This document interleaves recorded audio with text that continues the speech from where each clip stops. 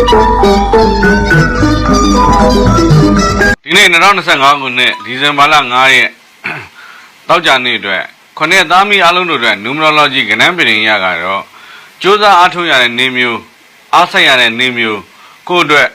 အခွင့်အရေးကောင်းတွေကိုစောင့်မျှော်တဲ့နေမျိုးလိုပဲနမိတ်ဖတ်မှာပါပဲဒီနေ့မှာတွေ့ဆုံထားတဲ့ကိစ္စတွေအတွက်အောင်မြင်မဲ့ခက်ခက်ပြောဆိုညှိနှိုင်းရတာမျိုးတွေကြုံတွေ့ရတတ်ပါတယ်အရေးကြီးတဲ့ကိစ္စတွေစကားပြောဆိုတာအရေးကြီးတဲ့ကိစ္စတွေ့ဆုံတာတွေအတွက်ချိန်ဆိုပြီးအောင်မြင်မှုအထူးရပါလိမ့်မယ်ဒီနေ့မှာခုနှစ်သားမီးအားလုံးကံထူးကောင်းမှုလို့အတွက်ကုသိုလ်ရရာဖြင့်လမ်းညွှန်ရမယ်ဆိုရင်တော့နိဇာတဲ့ဘုရားစေတီပရောင်နဲ့ကတောက်ကြတော့မှာသာသနာအလံသုံးလက်လှူပြီးမိမိဖြစ်လို့ဒီများကိုအထူးဆုတောင်းလိုက်ပါခင်ဗျာဒီနေ့မှာပညာသင်ကြားနေတဲ့သူတွေကံထူးကောင်းမှုအတွက်ကတော့မနေ့စောစောမှာ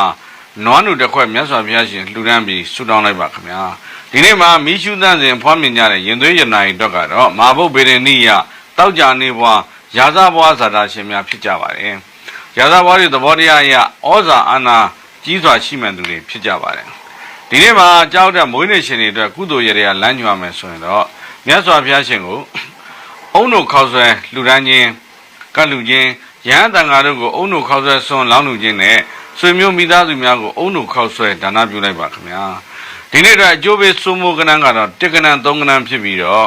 မိတ်ဆွေများငွေကံကောင်းမှုလို့အတွက်ဆိုရင်တော့မနက်စောစောမှာခိုငှက်တွေကိုဘယ်လဲနဲ့အစာကျွေးလိုက်ပါခင်ဗျာ